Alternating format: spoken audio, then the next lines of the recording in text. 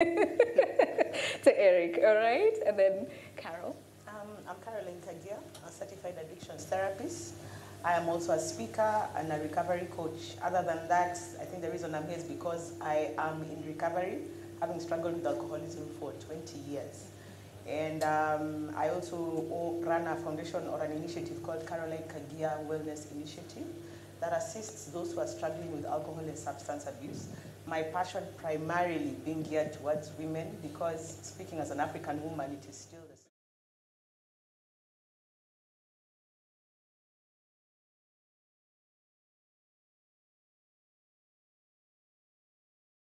But we'll get to hear more from you as well. And what I really like about your story is a story of hope.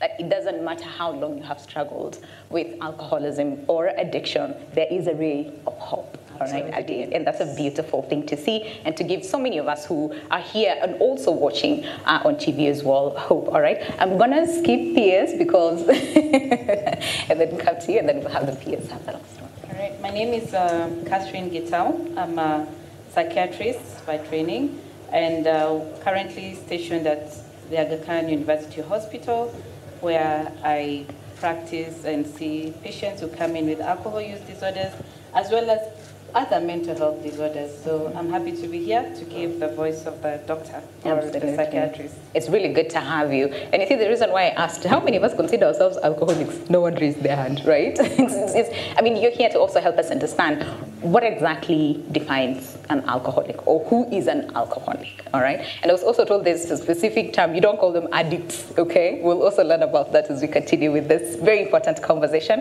And PS, I'm gonna have the floor for you. Thank you, Winnie. Good evening, everybody. I'm Raymond Omolo, the Principal Secretary for Internal Security and National Administration. And let me start by, of course, appreciating the university for having us engaged in this topical conversation. Part of my job is to try and keep all of you safe and sane at the same time. Safe and sane. I really like that. Okay, keeping us safe and sane. Again, there's so many of us who are also watching. We're live on NTV. So for those of you who are watching us live, remember you can be part of this conversation as well. And I mean, if you have any question, any pressing issue, any pressing matter, we have very able panelists here who will help us answer all your questions as far as alcoholism. And today, like we said, it's all about the sober truth. So we're leaving nothing to chance today in the conversation. So engage with us at NTV Kenya at AKU Global, and that is on X. And let's have this conversation as much as we can and as honest as we can. And Bona PS, I'm going to start with you. There was a meeting that happened in March at DP Rigathi Gachagua's residence, and Interior CS, that is Sir Kithure Kindiki, said something that I want us to start with. And he said that the government described the current level of trade, consumption, and drugs and illicit alcohol in the country as a national security threat. And that's, you know, including cases of terrorism, banditry, livestock rustling, cultural, religious, political extremism, as well as climate change. So really, how bad is the situation? I think, first of all, maybe when you try to put things into perspective and also into context, is that we are dealing with a lot of security challenges, whether it's banditry, whether it's terrorism, and probably maybe just to jog our memory, when we had the Westgate attack, the number of Kenyans that were lost. At around March, when we were having these conversations at the Deputy President's residence, we had lost about 20 people in one village in Kirinyaga. Yeah. So if you try to put that into context, then you start to appreciate how serious this is. Now, across the country, we are dealing with a lot of challenges around alcoholism. We've had issues of accidents that happen on account of the drivers being drunk. And we continue to lose lives in ways that then becomes a real source of concern, to the point that we are asking ourselves as a government if our responsibility is to look after people. What then would we be telling everybody, or what then will we be saying when the people we are expected to look after are actually not there in the first place? And throughout our discussions this evening, it will be critical for us just to appreciate how bad the situation is. Away from that, then of course there is a illicit trade that happens in that space. So even from a revenue perspective, you have the government not being able to collect what it's supposed to get. From a morality point of view, again, you are having a situation where those who are very minor in age are exposed at a much earlier age. Yeah. And if you look at even the data that exists today, across the country, the first point that Kenyans get into taking alcohol is at age 16. That's the average age. Now, if you look at the numbers, you are having 1 in every 8 Kenyans who partake of alcohol. And of this, about 40%, or slightly more than 40%, are addicted, but of course we have specialists in that space who will be able to speak to us about that. Then of course there is an issue around counterfeit. So there are those who are genuinely doing the business, but then there are others who want to take advantage, and in the process they make it difficult for people like my friend from ADAC here to do proper business in a manner that is then controlled. So, of course, then a lot of this is also on account of either weak regulations or weak enforcement that also happens across the country.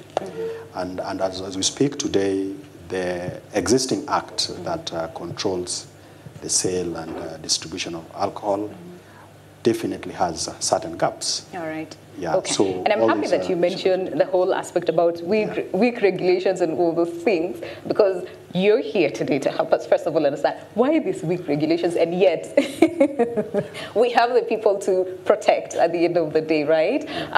But before you mentioned 1 in 8 Kenyans aged 15 to 65, right? So there's an aspect of minors in there. So when you talk about regulations, we'll also get to really understand, should we have like more stricter measures? How do we protect our minors as well? Because like you said, 16, the age of initiation, that's a very, very young population which needs to be protected as much as possible. Let's first of all get to understand. So who is an alcoholic, Catherine? Or what does that term even mean when we say alcoholism or an alcoholic? Okay. For me, I'll take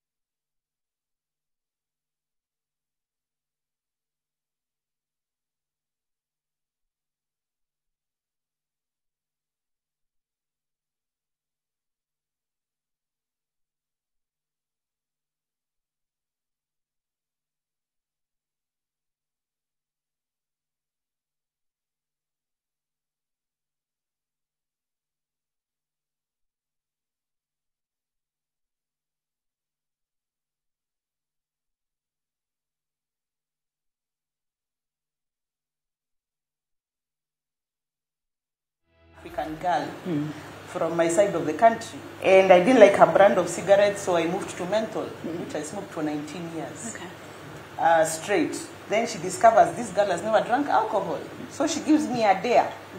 She told me, if you go along with this dare, I'll bring you a bottle of wine. Wine. Aye.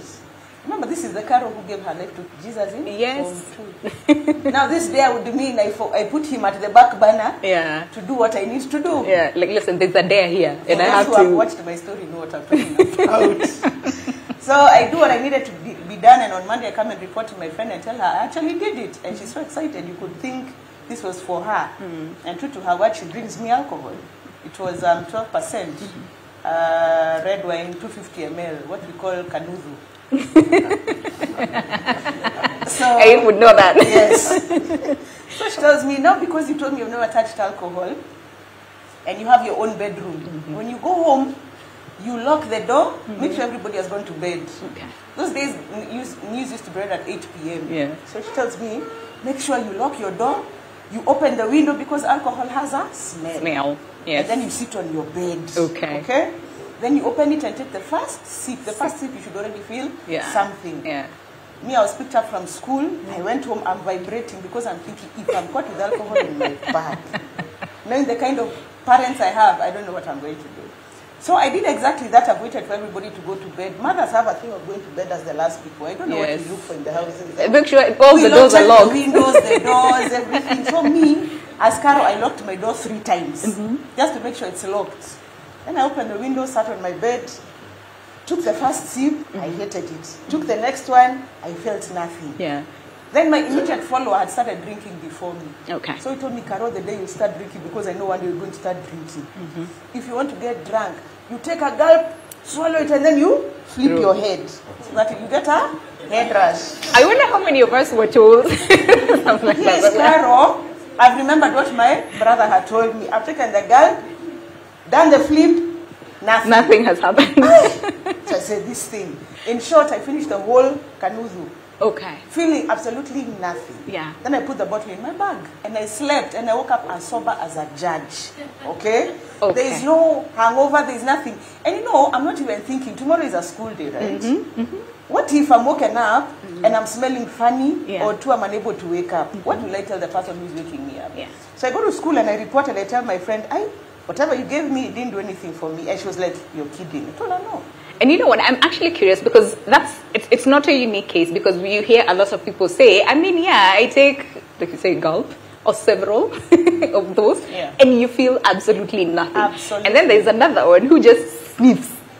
Not even taking, just sniffs. And they're all woozy and, you know, all those things. And I wonder how many of us in the audience, okay, most of you said we are not alcoholics, we are not taking it. So, so I'm not even going to ask who amongst us has had such a similar experience. But we also have subject experts. And I really want to indulge Dr. Christopher Opio. And this is right after Eric speaks, to really understand, first of all, why is that the case?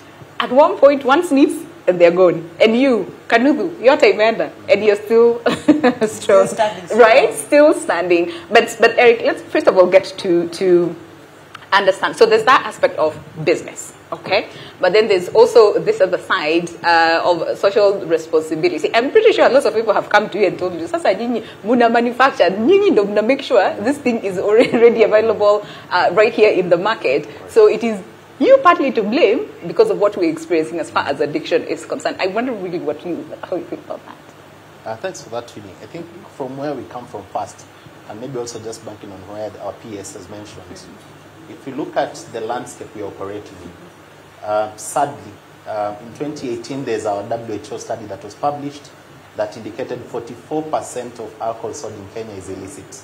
In the WHO term, it's called unrecorded alcohol. Okay. After a period of time, we decided to also do an industry study, and whereas ABAC members, we partnered with several government agencies to just try and identify where are we, what is the state of play. And sadly, the study that we did and completed last year indicated that 59% of alcohol consumed in Kenya is illicit. Imagine 6 out of the 10 bottles you see. That is illicit alcohol. Very concerning. And the sad bit, we looked at what are these drivers of illicit alcohol. Of course, we've always said that people are drinking illicit because they can't afford genuine alcohol. Genuine alcohol is too expensive because of the high excess rates, among other taxes that are being charged on it. And the sad bit is that as we see more of illicit cropping up, it's actually reaching to a level whereby it's not controlled. Because genuine players like us will use ethanol, we see elements of even methanol happening. And we've seen elements like the sad incident that happened, which saddened us in Kirinyaga, where you find people consume something with laced with something different. So it's a sad state as a country. The situation would have actually been worse if not for some enforcement activities that have been taken by the government, which we really appreciate when the government takes also these enforcement activities and we support each other. In terms of how to drink and whether to get, others have a headache, there's a science behind it, and I think we have scientists around here. Let them speak more to it. But from where we believe in responsible alcohol consumption. Responsible alcohol consumption, and various players have even different responsible alcohol consumption message. For example, you'll find situations where we'll tell people that before you even drink, make sure you've eaten. Okay. While you are drinking, pace yourself with water. After you've done all that, if you are to operate any machinery like a car, do not drink and drive. And it's that message that we communicate. There are some universities where we've even partnered where you find we train the college students at the point of them getting into college, because that's the time most of them, if they're not inducted at home by parents, again, it's a social issue we need to discover and to agree on with parents in the room. Some of them are actually inducted at the point of getting to college. So because they want to look cool, they have seen it, they think it's cool to be that way. But our message has always been ensure that it's responsible. But the numbers are pretty, 16 years, these people are still in high school. Take Caroline's correct. example, right? These people are still in high school. And I wonder how much control then you have. In as much as, yes, you might say we encourage responsible drinking, we encourage, first of all, understanding and awareness of what responsible drinking is all about. But then at the end, qua ground, like you say, qua ground between different, right? So I wonder how much control really you have. So there is a bit where as members in this industry, we try to control as much as we can.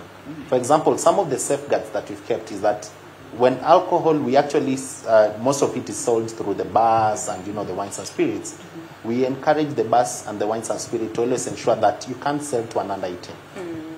Now, sadly, you find there are situations where, and I think as a society, we need to think deeper. Okay. You'll find the alcohol is purchased by somebody above 18 to be given to somebody under 18. Okay.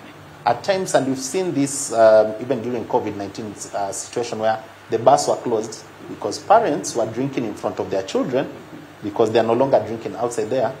Now, you'll always have that daddy nipatie hii, mami nipatie hii. How can you tell your kid it's bad while you're drinking it from there? Yes. So those are things that sadden us, especially, and we try as much as possible to reduce exposure because this is an adult beverage meant to be consumed by adults. By adults. Okay. Boniface will also speak more on some of the laws and regulations and even the Alcohol Act. But before that, Dr. Christopher Opio is amongst us in the audience. Dr. Christopher, one of the questions that I would really first of all want to ask is, number one, is there such thing as recommended amounts of alcohol? And the reason why I'm asking this is because there's some people who would say, Asnif, and I'm out. And others would say, Kanudu, I am still standing. So is there such thing really as recommended or amount of alcohol that is allowed? Thank you. I think there is. This is documented throughout the world. We know that men have a higher proportion that is recommended than women. But again, it's not one size fits all. So you need to understand that these are population recommendations. So we have heard of stories where individuals, you just take one thought, you're dancing on the rooftop. While we have also heard of stories where people would drink, and really there's nothing. Happens, yeah. So I think we don't know a lot, but we need to understand more. That's why we try and push. Knowledge is power. We need to understand the situation. We need to understand cultures, populations. Because certain cultures, for example, where I grew up, it is standard to have alcohol in the house. You start with the pot. When you're drinking, it's simple. And if you go to a home and you're presented with a pot and the beer and you don't take it, they'll feel offended. Yeah. While for others, if you're close to a drink, you'll be a pariah, you'll chest out or something of the sort. Yeah. So I think we need to think carefully about that. But we go with the recommended, but it's always with the caveat because it's not one size fits all. Thank you. All right, so what exactly is that? What is the amount that is recommended? It's difficult because the Americans have changed. Okay. The Europeans have different figures, etc. If you go to the Middle East, it's all different. WHO has their own, which is almost similar to the... So basically they say one drink for women, okay, and 2 drinks for... One drink, one would say one drink is like a whole... Yes. So when you come to me, I'll ask you, so what do you mean by drink? Okay. Yes, so All right. I say it's based on the culture. So you may say, I take a bottle, basically a glass of wine. So I say, how big is your glass of wine? Okay. So the figures are there, but I would put a caveat on, they're just guidelines. So you need to think carefully and say, for particular populations, is the physiology different? You may need to revise that. I do not know. I'll push this back to Catherine. Really, do the recommendations really work? Yeah. That's the truth of the issue. Yeah. And also speaking on sorry, Dr. Christopher, finish? Yes, so we don't have enough data. We don't do enough research because I would say those who have problems with alcohol and either substance abuse disorders, we don't get enough funding to support them either health-wise or doing research so that we can inform policy. Okay. So I would love to see more funding and more support from the producers, from the government, and also from us, and also from the community. So it's not my problem alone, it is everybody's problem, because I see it, all of us have experiences of the good, bad, and the ugly of alcohol. True, yeah. I could ask you, how many of you have lost a friend or a relative? Almost all of us have, yes. Yes. But how many times do we joy over alcohol? We sit, we drink, we are happy, it brings good moments and so forth. So I'll push it back to you. Thank you. Absolutely. Thank you very much, Dr. Christopher. And Catherine, again, just to piggyback on what Dr. Christopher said, in terms of then the tolerance levels, and first of all, what happens to the brain once one indulges, even if it's like this tiny much, because some will say this tiny much, and like Dr. Christopher says, we're on top of the table dancing away that night. But what exactly happens to the brain? I'm not sure if I need to go into all the details of what happens in the brain. Not all the details, but just help us understand, yes. But just before I answer that, can I just follow up on what Dr. Christopher was responding to? So there are some guidelines that would recommend 2 to 3 drinks or standard drinks as they are referred to, which would be a glass of wine, a tot of maybe 40% alcohol. So there's that recommendation of 2 to 3 standard drinks for women, 3 to 4 for men, and then maybe when you look at a weekly basis, you'd say 15 drinks in a week and 40 maybe for a woman. So the guidelines are different in different places. I agree with that. But then when it comes to that, there is also what you've mentioned, tolerance. So if you take these 2 standard drinks in a day, you will get a certain effect in your brain, which will not be the same maybe 1 week down the line. Maybe 1 week down the line, you'll need 3. So then there's that recommendation of not taking alcohol on a daily basis. So there is this recommendation of if you're going to drink in a day, stick to 2 to 3. And then you don't take daily. And then also, you don't take the 15 in one day. Okay. So, because that's what we say, I didn't take the one for Monday, I didn't take for Tuesday, so I'll take all of them maybe on Saturday. The so-called social drinkers, well, we meet on Fridays. That's an analysis on what happened from Monday all the way to Friday. Yes. Okay. So that's where now the guidelines have an issue, because there are so many loopholes there that people can just say, yeah, I can take all my 15 on Friday. Yeah. So, which is also not good for your system, because your body also has to process all that alcohol in one day. So, all in all, I think responsible drinking really is still a very difficult line to draw and say this is responsible drinking. Yeah. And you know what? It usually starts with that, responsible drinking. Because you talk to anyone who, again, like we said, the term is from today henceforth, please use this. You said alcohol using disorder? Yeah, alcohol use disorder. Okay, all right. No more addicts, no more alcoholics, okay? So they will tell you it actually started with a sip. If anything, my parents told me, okay, so that you hate the taste and all those things and you leave it, or you don't experience it outside, okay? So some people will tell you it started with that, responsible drinking. But before I knew it, I got myself into addiction, right? And I'll come back to you to then understand why is it that there's some people get into addiction very fast and others they will drink forever and ever and ever and still, get into that level of addiction. But let's speak to Bonapies. I mean, looking at the data that you presented, can we first of all just address the teenagers, the younger population? What do the numbers look like? How bad is the situation? Because sometimes, I mean, they are in school, and I don't know if you saw this. There's a conversation going on online as far as now they are devising other ways of consuming alcohol that I don't think is PG. We're keeping it PG right here. So you might not actually tell that this person is indulging, but really they are indulging. So how bad is the numbers, especially when you're talking about this very age group? So first of all, when you look at the numbers in terms of the earliest point that we start to take alcohol, so you're looking at 16-year-old as the average number, the average age.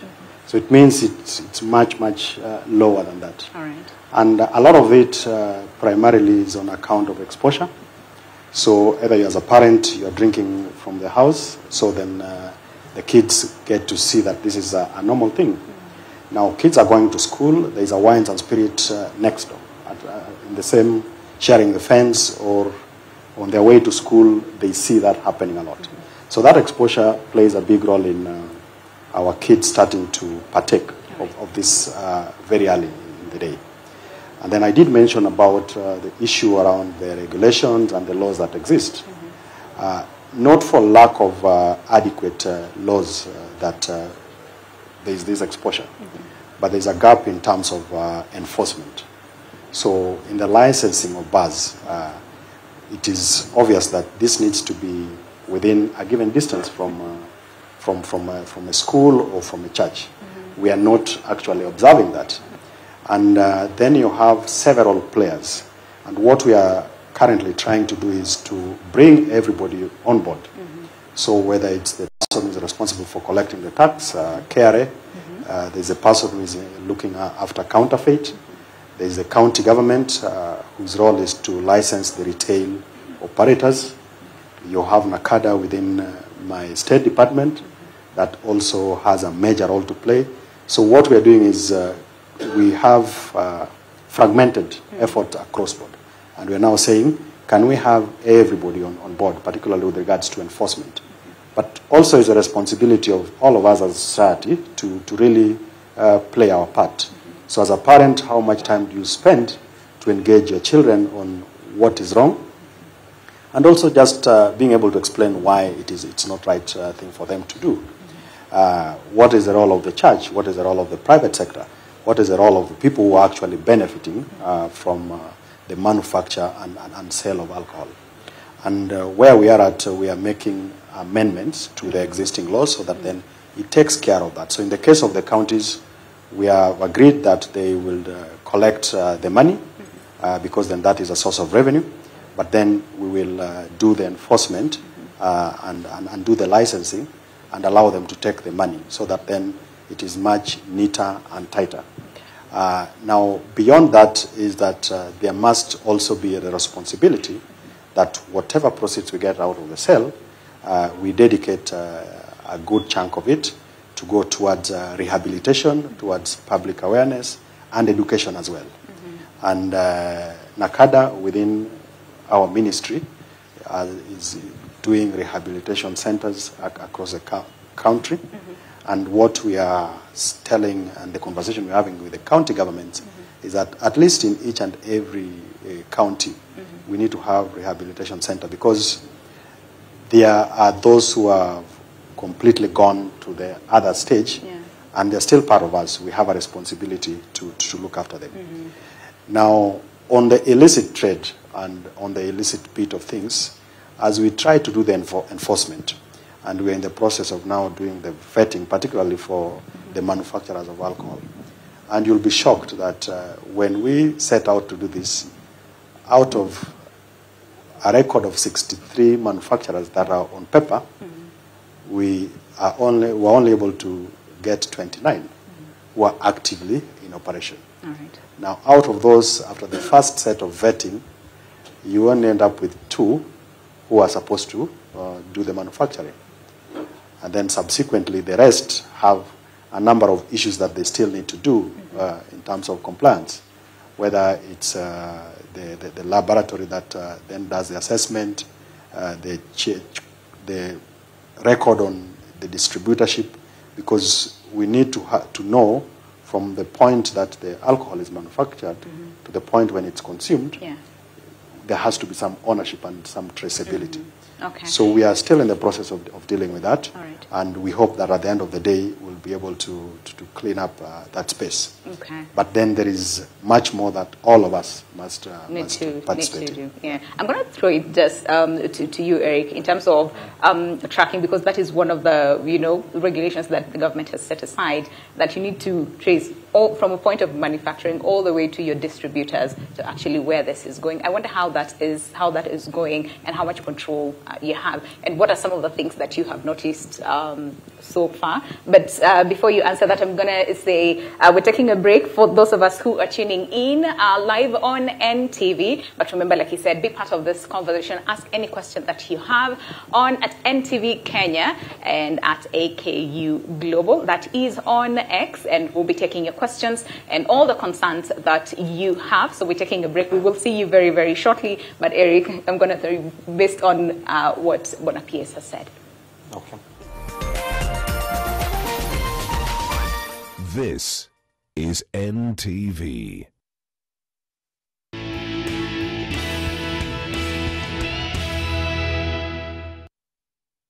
Many of them see the billboards, they see pink juice, because now there's aggressive marketing for women to consume. Yeah. I thank God I stopped drinking in 2016, but I don't think I'll be alive. The attractive colors. Oh my goodness, it's calling you. It's calling you. So we need to have these discussions, but also action. I know that even here in this meeting, there is coalitions, people who are in the alcohol policy field, in alliances, just here, who are at the forefront advocating against. And Bonapies would really, I know there's Nakada, but we would want to also engage further, and how we, as people who are in recovery and boldly speaking about it, be involved with you, so that we can also encourage others who are in that deep place to know there is life after recovery, and number 2, it is a disease and there is treatment, and that they can come out, and then with the family and the friends, they can be able to also get the support they need. And you know what? We'll actually talk about what support looks like. And the reason why I'm saying that is because you would see some family members who say, this person would come, ask me for money, and if I deny them, they would either steal, either from the homestead, or they will go steal someone else's something, okay? Now, but I'd rather just give them. So one would quote unquote term this as support, but is that really what support looks like? But in a second, I'm going to open the floor, because I know you have so many questions. I know you're itching to have the mic and ask all those questions. But I'm just going to say welcome back to all our audiences who are watching us live on NTV. Remember, we can be part of this conversation by asking all the questions that you have, really, and using the at NTV Kenya, at AKU Global, and those are the X handles that you can use to ask any question, raise any concern, because we have this panelist here, and we also have expert panelists in the audience as well. So feel free to ask any question that you have. Caroline, I know your story is very long. After the Kanudu, didn't feel nothing went back. So at what point did you get yourself into addiction? I normally say I was addicted to alcohol from the word go. Yeah. Because my tolerance levels kept increasing. Okay. And so when I left the country to go and study overseas, I moved from the brown bottle to hard liquor. And for me, that's where the spiral began. But nobody seemed to notice it, not even myself. And that is where the problem lies, because many people who struggle with alcohol or substance abuse don't even know they have a problem. It normally takes a third party to see and to raise questions. I remember coming back to Kenya because I'd not even finished what took me out there. And so I come back to Kenya, I straightened up for a bit, joined college again. I didn't drink for about 2 years. I joined the choir in our church, started playing the piano because I'm gifted that way. And then the last semester of college, because I'd earned trust from my parents, I decided to become a boarder where I was in college. And that is where things began spiraling, because all my roommates were drunkards. And so after class on Friday, they would come and then they dress up and go out to somewhere in South B, Kenya Cinema. Those days, those who are in my age group understand Kenya Cinema, the likes of Dodis, those clubs, Winkers, they were there. And then I would sleep with a Bible and I would tell them, "Nini watu wako Keni," in English, you people get saved. And they would come back on Saturday with their hangovers and they insult me and they tell me everything. Until one day I decided, no, let me join these girls. And in fact, that day I even offered to pay cab fare. So we took a cab from South B and we went to Kenya Cinema. We entered Kenya Cinema on Friday, and what started as a soda for me, we left Kenya Cinema on Sunday. Okay? And that was the first time I toyed with suicidal ideation, which is where you contemplate suicide, because my phone has been ringing. I was supposed to be in church. I am nowhere. And that is where you see when you start struggling with anything basically in life, may it be a chemical addiction, which is alcohol or drugs, or behavioral addiction, which is, you know, things like gambling or porn or masturbation, you become a liar without even knowing. And so here I'm lying that, oh, I was sick, I could not come for choir. In hindsight, I was having a serious hangover, you see? And it continued like that. And for me, I think my dad was the first one to notice I have a drinking problem. All right. That was back in 2007. And he wrote me a very long letter. And, you know, the tears of a drunkard are always here. They're always on standby. So I remember reading that message and I said, but then I was having a very high-flying job. I was working with an international media house. So I was like, it's my money I'm drinking, not his. So here, ego checks in.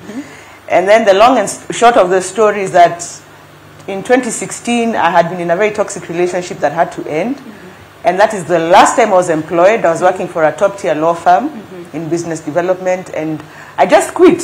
And that's another thing with addicts. They quit without being fired, no warning letter. You just wake up and decide, HR looked at me funny today. Yes. You don't want people coming so close to you because you know you're smelling of alcohol. Even if you brushed with I don't know what. For me, it became so bad, even by smoking. I had written a book some time back called Still I Rise, where I write, I would spray my mouth with perfume. That's how bad it was for me. So I didn't want people coming close. Even simple tasks like keying in something. Caroline, key in this onto the computer. My brain is shifting, and it's because now I started even moving to lower brands of alcohol. And at some point, I remember my immediate boss at the last place of employment asked me, "Carol, do you have a drinking problem?" And I was like, oh my God, maybe she has smelled it. So even you start second guessing yourself. And I remember after I got my salary, I switched off my phone, and I was earning very well. I switched off my phone. HR is looking for you. She's looking for me. I've moved on. That time my daughter was 6 months. Okay. So I've disappeared from employment. I'm in treasure. I've gone home. I'm excited about the salary in the bank. You know, alcoholics. There's this thing of money staying in the pocket. It's impossible. Then me, I don't like paying rent. Me, I officially stopped paying rent in 2019. You know. And not because that I had a home, I just stopped paying rent. I'm not seeing the point of paying the landlord. So I don't see why. So when the agent comes to look for me, I've hidden under the bed, and I'm earning over 100,000 shillings by the way. You see, but I just don't feel like, why should I pay? Why should I? I was even told to have a standing order with the bank. But why? But why? There are better things, quote unquote. There are better things. Better so now things 2016, I've ended a very toxic relationship. I've ended my last employment. Now I am jobless. I am manless. I am broke. Okay? 2 mouths to feed. I have 3 mouths there because I'm a salesperson by profession, and I've been gifted with the gift of the gab. I can sell ice to a snowman. Okay. So I decided my sales tactics have to come into play. And this is where you know that alcoholics are also con men and manipulators. Fact. So you call me, I start crying on the phone. My baby has no food, which is true. She has no diaper. We have no food. Oh, we broke up with, what's his name? You send me 1,000. That 1,000 I've calculated already. As long as it says M-Pesa confirmed, you've received 1,000. Yeah. Those are 4 quarters. Okay? There is my baby who no food factors. Food factor. Me, I'll eat egg and some mutura from the road somewhere. Okay. Done with kachumbari ya pilipili. Okay? There's that thing with pilipili and alcohol. Yes. It works. My baby will eat Weetabix for 25 bob. I'm deciding whether she'll wear a diaper or a nappy. Okay. Okay? Yeah. And already no nappies give her nappy rush. But then my cigarette brands have moved from high-end brands to the cheap things that I cannot even mention in this forum today. Yes. For shame. Anyway, so that's where I've gone. And then people started realizing, I think Carol has a problem. Yeah. So now there's nobody who wants to give me money. Then one day where I was staying, I discovered a Shylock. Okay. And as we speak, he's one of my biggest fans on social media today. And I discovered this guy, he discovers where I live. He's like, oh, you're this and this is daughter. Because my dad is a developer, so we had a home of our own. So I tell him one day, come and give me a visit. Now me here, I am suffering from withdrawals. People talk about withdrawals. I know withdrawals. And so I send him a please call me. He comes. I ask him, how much is this fridge? He says 4K. Tell him, take. Next day, how much is this cooker? 5K. Take. Now, in place of the cooker, I bought the small green thing, that one where you put kerosene. Yes. Imagine. In Stove. a stone house. Yes. I'm using that thing outside. My neighbors are wondering, this chick is going crazy. Yeah. Okay, my son's bicycle, bed, things. The things men normally do. At some point, you sold doors. Oh, yes. Like, I mean, who would think? That was the end. Towards the end, when I realized now there's nothing else to sell. The only thing I didn't sell was my TV because I used to hallucinate. I've won money in a betting spot pesa. I've won in dollars. Okay? And funny enough, even before I sold those doors, so that the mind of an addict is not like the mind of a normal drinker. I remember that particular night there was on TV, there was this story that came about a particular brand that had killed people in Embu and had made them blind. In my house I had 4. At that point, when I'm watching, do you know what I did? I'm drinking as I tell God, God, please, that's not spare me. Oh, wow, okay. Spare me from this blindness. I need to live to see tomorrow. All right. So towards the end, I remember one day the Shylock called me and asked me, are you home? I told him, yes, I'm home. That time I've sold everything, including my seats. We are sitting on the floor. Okay. He asked me, Caro, why do you drink so much? I told him, no, it's because I'm going through stress. And he asked me, then why do you sell everything to me? I told him, I'm going to Dubai. So on his way out, he tells me, hey, Karen, your doors are nice. And he leaves. Okay? Plants an idea in Yeah, but he didn't stay. So he's left me with some alcohol, 750 ml. Me, I'm sipping it nicely. The day it ended, I remembered what this guy, Aaron, tells me. So I send him up, please call me. I tell him, come with your pickup. And I tell him, my house was a 3-bedroom house. Nice doors, everything. I tell him, open up all these doors. All. He is excited. He called his handyman. They came there and did all the doors for a measly 500 bob in total. For all the doors. For all the doors. And I know, all of us, we're getting all these reactions, really. We're fascinated. I don't know if fascinated is the right word to use really at this point, but it really goes to show how deep of a problem alcoholism is. And we're talking about addiction in this case because now it goes just from a drinking problem to affecting all these other areas of your life. And when appears, one would say availability. They are very much available that anyone can access it. Whether you are a minor, whether you are, I don't know how many years old, there's availability. And availability, especially for the illicit ones, right? Counterfeit ones, which are very much available. So then when it comes to these laws and very strict laws and policies as far as, caring for this availability aspect of the same, I mean, where are we as a country? I think we definitely have quite a lot of work to do to address the issue of availability and access. And that's why I mentioned that it must be the responsibility of all of us so that then we address that challenge. Right. And then even when we make alcohol available, then it has to be that which is legitimate. Okay. Yes, it has to be something that for those who take, then we don't have situations like where we have people losing their lives. But then also the element of awareness and education must go hand in hand with all these efforts, so that then people really get to know that whatever they're getting into, these are the side effects, these are the repercussions. And now for those who are now suffering, then we have a responsibility to look after them. Okay. Yes. But what are, like, then the biggest challenge for the same? Because the laws are there, the policies are there. I mean, someone actually made this joke and said, you know, Kenya is one of those countries has the best policies, the best laws, but then when it comes to implementation of these policies and these laws is where there's a problem. So from your ministry, if I can say, what is the biggest challenge? Why aren't we enforcing some of these beautiful laws and policies that we have? And, you know, amongst them is making sure that issues of counterfeit, issues of, you know, illicit brews and alcohol are no longer an issue right here in the country, and especially in this day and age. I think we definitely are doing the enforcement, but then just like I've said, we have all these players. So the businessman who wants to make a kill, and you try to cut corners. The manufacturer or the importer who also wants to cut corners. So in all this, we have purpose to now bring everybody on the table. All right. So, for example, even the ethanol that is used to manufacture alcohol, there is what is happening across our neighbors, whether it's in Tanzania or Uganda. So the tax regime, we need to harmonize all that. So there's all these efforts that all of us must be responsible for. And if we leave it to the government alone, it won't work.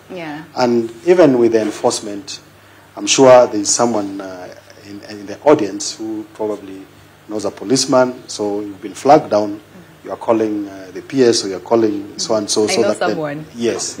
Yeah. So those are some of the things that as a country, we must just be very deliberate and agree that if something is not right, it's not right, and we support the government in ensuring that this enforcement actually works. Yes. All right. I'm going to open the floor right now. Again, like I said, I know you have so many questions for our panelists. So we have microphones across, so just stand. Please state your name and have your question as brief as possible, because I know so many people have questions. And I also have some of the questions ready from the audience. But for now, shoot up your hand very quickly. Pose your question. All right, we have a gentleman here. Or if you can just do like a line here and a line probably here, so that it's very quick for us to, you know, exchange the mics and answer all your questions. But we have a gentleman here. Please state your name and your question. Keep them as brief as possible. Walewa, swali la kwanza, swali la pili, swali la tatu. Let's just stick to one question so that we allow as many people to ask their questions as possible. Yes, good evening, everyone. Good evening. My name is Tony Blair Onyango, a student at the Technical University of Kenya. I'm the chairperson of Onagi Comrades Alliance. My question is very short and to the PS.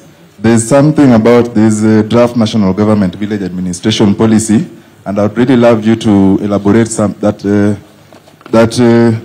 policy, especially in regards to combating or dealing with illicit brews. Thank you so much. Thank you very much. Bwana PS, do you want to answer that as we... All right. We have a hand over there. Okay, Bwana PS, do you want to answer that as we... Yes. Yes, so thank you. What is referring to is a policy we are coming up with as a national government to try to support the administration of government services, particularly at the very low level, at the village level. And when you go back down to the village beyond the chief and the assistant chief, you have a village elder. And they play a very critical role in terms of just helping keep our villages safe, in terms of disseminating information, but also in terms of pulling the resources together. And what we see them supporting us beyond everything else, once that policy is enacted, is that then they would help us with the issues around enforcement. Because at the village level, whether there's a changa den or there's a shop, a back street shop that sells alcohol, then we are able to know who is doing what and whether they're doing it in the right way.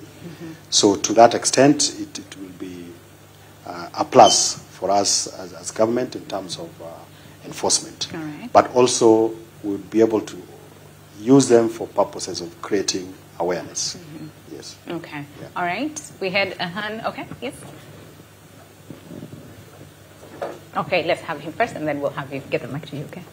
Hi, everyone. I'm Otiembo Joseph. I'm a recovering drug addict, and sadly, that drug addiction drove me to crime. So apart from recovering from drug addiction, I'm also a recovering criminal. And just as the story goes for very many of us, drug brought me from teaching at a national school, in another school, biology and chemistry teacher, to a wanted criminal in the slums of Madare. That's how bad the situation was. My question is, we have had very many cases of relapses where people leave rehabilitation centers and then they go back to addiction. And most of this thing is, the main cause of that is maybe lack of follow-up. So my question is, what are the mechanisms maybe the government is putting in place to ensure that at least such the policies and the mechanisms they put in place are followed up to ensure that they achieve the intended purpose? Thank you. All right. Thank you very much. Boniface, I think most of these questions are directed to you. Okay. All right. Let's get to hear what your question is. Thank you very much. And state the person you want your question to answer. I have several questions, but I have several. Okay. Can you stick to one, please? Yes. Thank you. I'll come back again. My name is Joshua Adem from Hope Hospice. And my question will go direct to our lady seated, direct. Caroline, yes.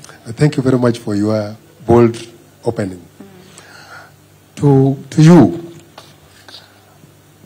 can you share with the audience here that after or as you were now withdrawing from alcoholism, that instinct that made you to leave the work, by the times whenever somebody looks at you, you feel irritated. Was it from the previous drinking, or is it just within you, after leaving the alcohol, you just feel that thing is still moving within your system? Does it remain in your blood system that it becomes irritated? Sometimes it arises. Or when you leave, you feel you go back to normal. So can you share with us, after withdrawing from drinking, do you feel sometimes like something is irritating you and you become like you took it yesterday? Thank you. All right. One of you, do you want to go first and then Caroline? Yes. Okay. So his story is like many other stories. And it speaks to the gravity of the challenge that we are dealing with as a society. You can imagine having been a successful teacher in a national school, you're able to take care of yourself, you're able to take care of your family, and then you degenerate to the point that now the police are running after you, and nobody probably wants to be associated with you. And when we look at this, of course, again, there is an issue of the support system. And this is what I was talking about in terms of whether you're having the rehabilitation centers. And even after that, when someone has recovered, what mechanisms do we have in place for purposes of follow-up and also supporting these people to have a decent livelihood, so that then there is no temptation to fall back to what they were used to. Because as you get out of that practice, there are people you are with in that space who would probably be urging you on, telling you what you're missing. So there has to be an elaborate program that allows us to follow up beyond stopping from people to get to the point where they are classified as addicts. And as they recover, we must have proper mechanisms of follow-up. And that is what I was saying, that even at the level of the counties, we need to have facilities and a way of being able to trace and follow up and support and keep encouraging. And when we have success stories and good stories like Qatar, those stories must be told. And I think this is one of those forums that we are using this opportunity to let everybody concerned and affected know that all is not lost. Okay. Yes. Yeah, absolutely. I mean, Caroline is here as well. And Caroline, do you want to respond to that question? But just allow me to bid goodbye to all our audiences who are tuning in on NTV. We have to say goodbye to you because I can see 9 minutes to the top of the hour to allow room for 7 p.m. news. But thank you so much for watching, and I'm glad you could be part of this conversation. If you asked your question on our socials, we'll be, reading them out loud, get all the answers, or actually just responding to you directly if you really need to get your answers as soon as possible. But for now, allow us to bid you goodbye. Caroline? To answer your question, I'll answer it in two parts. Like I said earlier, the mind of an alcoholic or a substance user